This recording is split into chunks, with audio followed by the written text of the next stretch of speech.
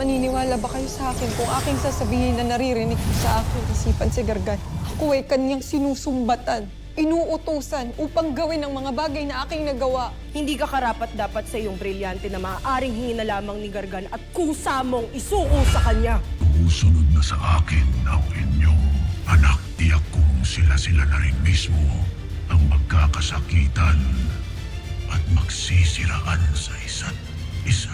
Batid ninyong lahat na hindi ko kailanman ito pinangarap. Hindi na ninyo ako dapat pang pagkatiwalaan. Ang nagdaang digmaan ay nagturo sa atin ng isang mapait na aral. Kaya mula ngayon, higit nating paiigtingin ang ating depensa. Kung pipiliin mo maging anino lamang ni Armea, huwag kang magtataka kung balang araw wala nang titingal at gagalang sa isang haring gaya mo. Ako si Pirena at isang kahangalan ipiit ako dito habang ang tunay na hagor ay malaya na. At kay kikitid ng inyong mga utak kung hindi nyo naiisip yan. Confirmed si Ashti Pirena na yan. Kinilabutan ako.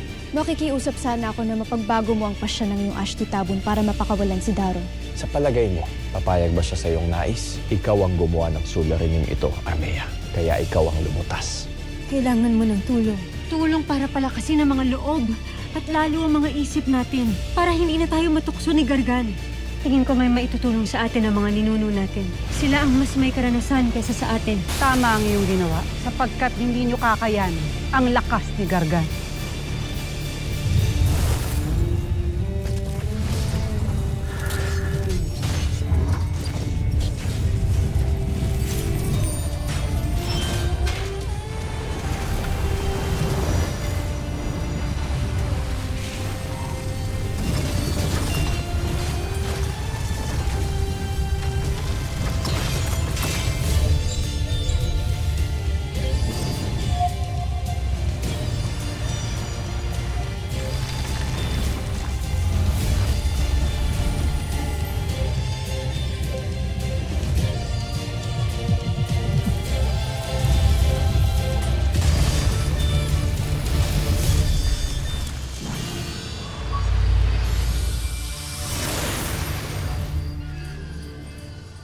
Paano po namin matatalo sa mga isipan namin si Gargan?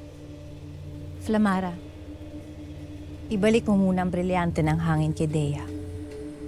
At sasagutin namin ang kanyang katanungan.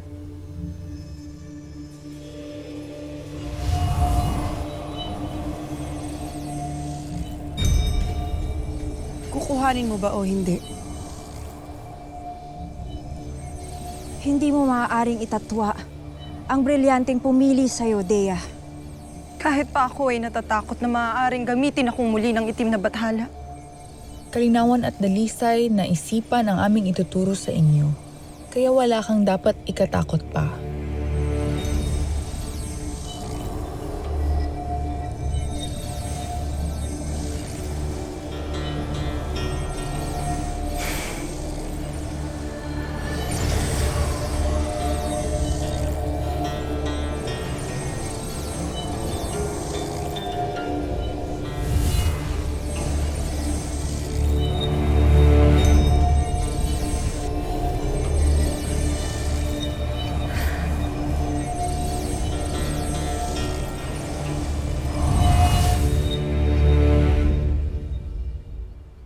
Magtalikuran kayo sa isa't isa.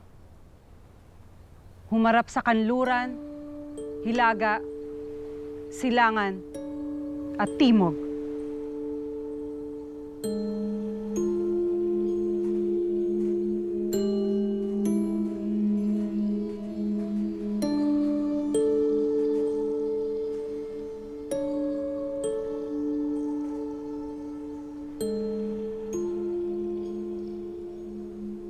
Ilabas ninyo ang inyong mga brilyante.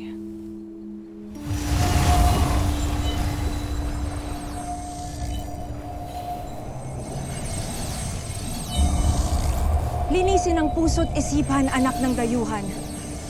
Sa pamamagitan ng dalisay na hangin, hayaang liparin ang lahat ng mga takot, alinlangan, at mga nakakubling latak at marka ng kadiliman.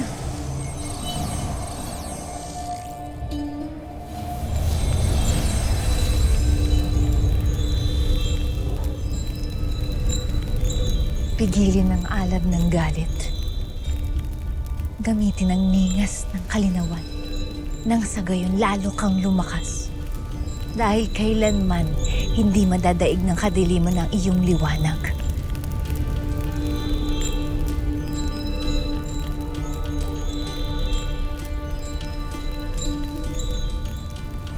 Ang tubig ay buhay, ngunit maaari ring maging panganib na magdadala ng unos. Hayaang dumaloy ang iyong damdamin, pagkat ang tunay na lakas ng tubig ay nasa kakayahan nitong magpakumbaba upang makabuo ng dagat. Sa ugat ng tiwala, matatag ang diwa. Lagi mong tatandaan, anak ng lupa. Ang tunay na lakas ay hindi bulag na pagtitiwala, kundi ang kakayahang makilala ang katotohanan. Kahit pa ito'y nababalot sa huwad na liwanag. Ipikit ninyo ang inyong mga mata. Hayaan ninyo ang inyong mga brilyante ang magturo sa inyo ng banal na dasal. At hayaan ninyo ang inyong dila ang mangusap ng mapagpalang salita nang lalong maging malinaw ang inyong mga isipan. Ankademinar. Lumine Escapaen, Argusnev Beyakar,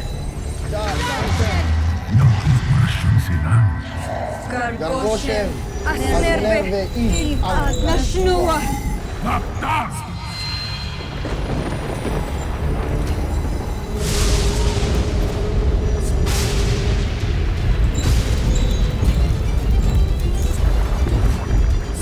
Huwag kayong tumigil! Huwag kayong makikinig sa bulong ng katmaan! Lakasan ang inyong mga loob. Ipagpatuloy ang pag-usal sa mga banal na dasal. Manahimik kayo!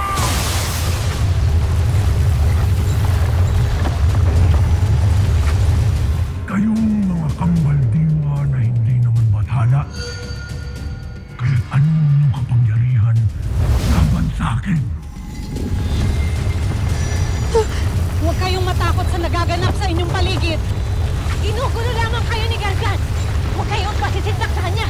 Kung ang alon sa dagat ay tumatahimik rin, ganun din ang inyong isip kung ito ay kaya ninyong hawakan. Gaya ng hanging banayad, sikapin niyo maging mahinhin rin ang inyong mga isipan. Matipigo kayo, mga abal.